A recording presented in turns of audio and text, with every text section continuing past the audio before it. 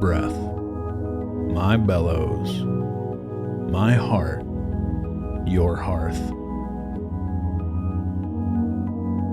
Today, the Spirit hovers over the face of our waters. Today, we carry a new ember.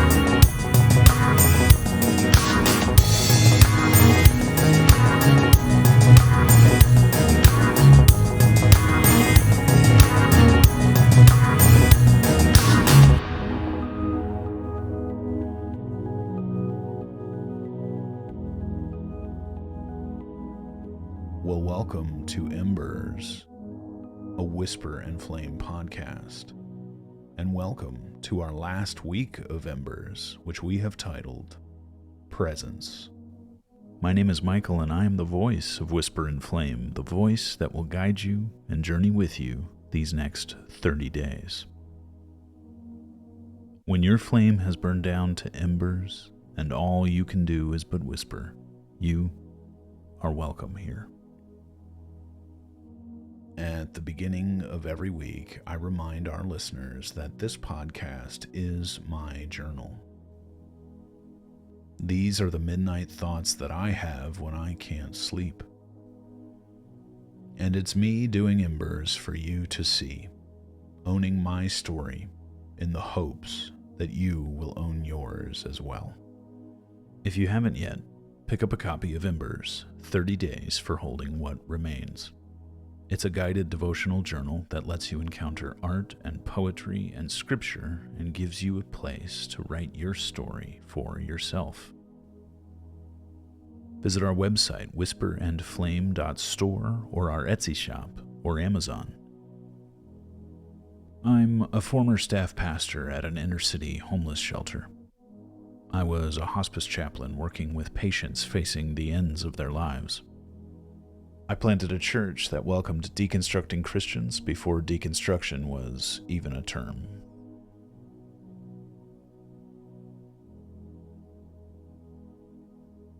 As you might imagine, giving a message at the Outlier Project wasn't easy. My friends had all been in church for many, many years, and they had heard everything, especially holiday messages. I was slated to do the Christmas message one year, and I didn't know what to talk about. The Christmas story has been told 1,000 different ways, 1,000 different times, and my friends had heard every one of them. I didn't feel like I had a good angle on it, so I asked myself, what would I want to hear? I'd like to hear the Christmas story as a love story. Because if the Christmas story is not a love story, I don't know what is. The story of God joining with us to bring life from death. Could I, in just a few minutes, tell it like that?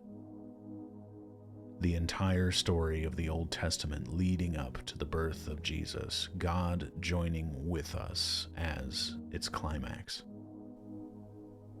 So that's the story I told. When Sunday morning came around, I put up a black and white sketch image of a desert town at night. Stars clear, moon overhead, some palm trees.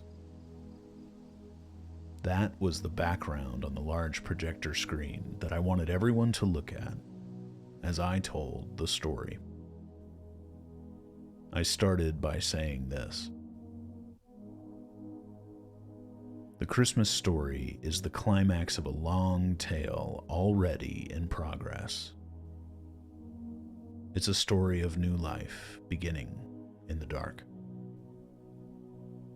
And we see that in the very beginning, and all the way through until the birth of Jesus, new life always begins in the darkness. In the first space of darkness, the Spirit of God hovered over the face of the waters, ready to make everything the beginning. And God spoke, and everything was, and we were, and God was with us, because he loved us and everything he made. And God called it all very good. But a voice tempted humanity to misbelieve the character of God, God who had only loved us. This voice caused the first couple to believe that he had been lying to them and withholding good things from them. They forged their own path away from God. But God still loved them, and God was still with them, with us. He still haunted humanity's footsteps. Millennia of joy and sorrow, compassion and violence, achievement and calamity. And though God hated the ways we harmed one another, he hated the darkness we had ushered into his world, he was still with us. He still wanted us. So he brought new life, a new chance out of the darkness we had created. He focused his lens in on one family to bring restoration to the world, to bring it healing. He walked with Abraham's family, asking them to be a different kind of people, blessing bringers, a kingdom, and priests, with God as king. And the family was tasked to invite their neighbors to come in to meet with God and be healed. Centuries more of joy and sorrow, compassion and violence, achievement and calamity. The family was captured and enslaved in a foreign country, but God hadn't forgotten them. He rescued them, new life again from darkness. And in order to protect them, he focused his lens in again. He became a cloud of glory in the center of the people. They could see him now. He walked with them as they wandered, with them as they made mistakes, with them as they finally came back into the land he promised them. He was with them because he loved them. He had committed to them. The cloud of glory lived among the people, and it took up residence in the first temple in Jerusalem. Success and disaster commingled. The people swung wildly back and forth between faith and faithlessness.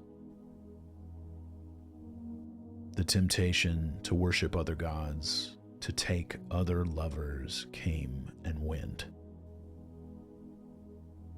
See, that very first lie, the one that questioned God's character, it kept echoing. It caused sorrow, violence, and calamity, and always tempted the people to give their hearts to something, anything other than their first love. More and more they did. They gave their hearts, their worship to other gods, who were no gods at all, and betrayed their first love. And God spoke to them, saying, "You people were like a baby girl, abandoned in the wilderness. And before you died, I found you. I rescued you. I clothed you and cleaned you when you were cold and alone and kicking about in your own fetal blood. I fed you and walked with you, and you grew from a young girl into a beautiful woman. When you were old enough to be loved, I married you. I made a covenant of faithfulness to you. And I was with you because I love you. But you wanted your own way. You wanted to be married, yes, but you also wanted more. You wanted other lovers, and you gave yourself to other gods and strayed from your first love. You worshipped others who had never rescued you, who don't love you, who would never, could never protect you. Until one day, God, this heartbroken, betrayed husband, departed from the people. The cloud of glory lifted up above the temple they had built for him, and he was gone. And as he left, so his protection was taken away. An empire called Babylon swept in, conquered the people, kidnapped them away from their promised land, and destroyed the temple of God, though it was already empty. The people were broken and scattered. Life had become a tomb for them. But not all hope was lost.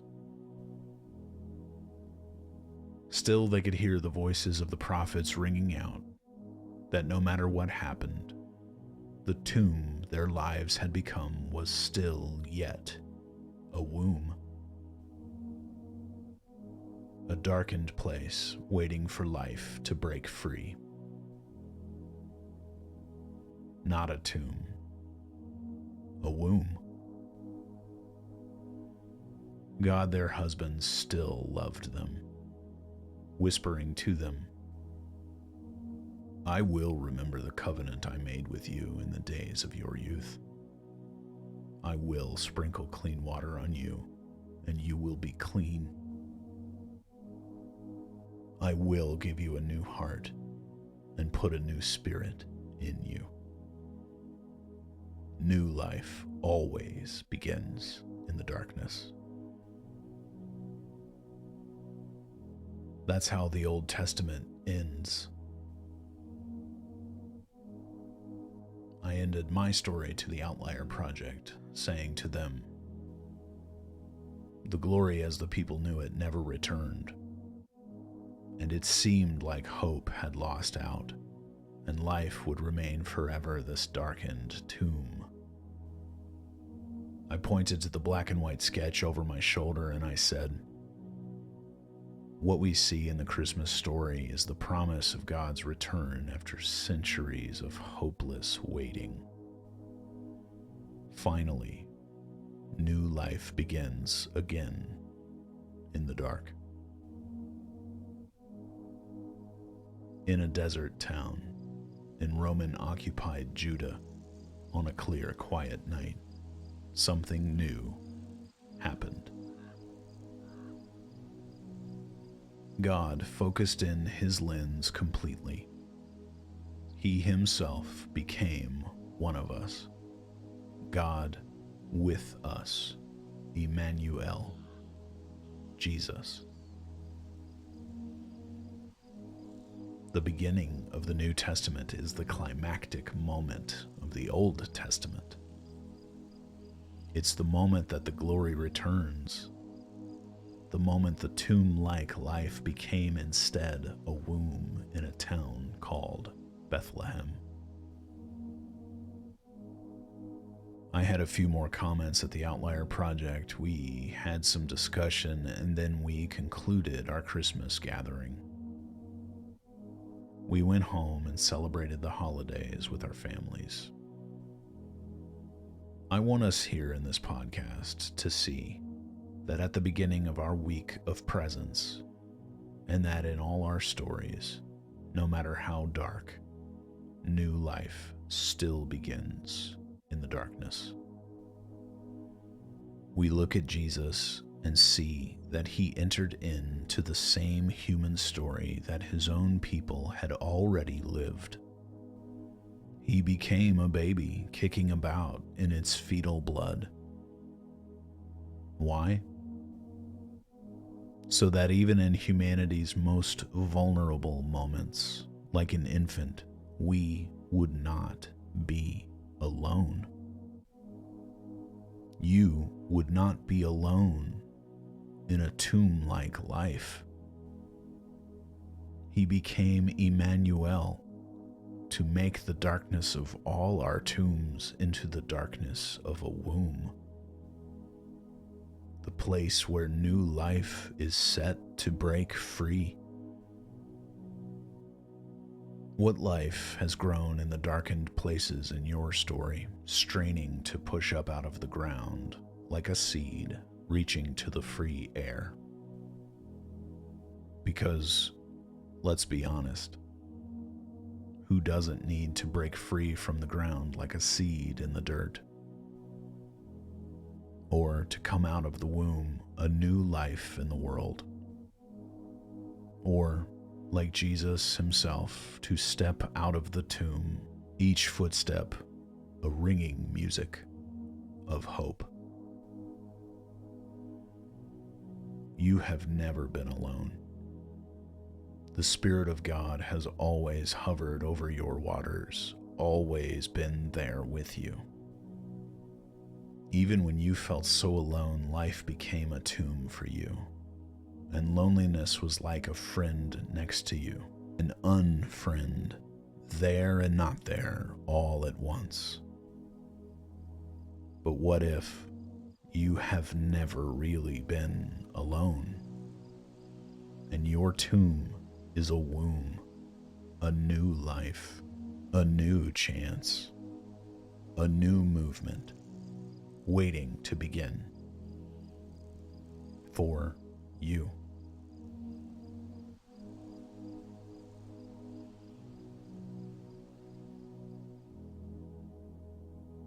Breathe with me our breath prayer. Inhale.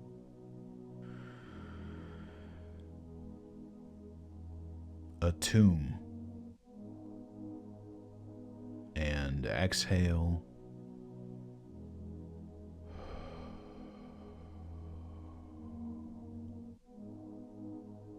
A womb. And again. Inhale.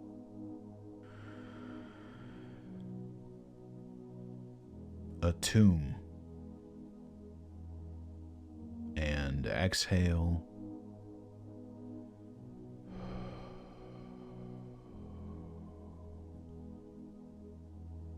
A womb.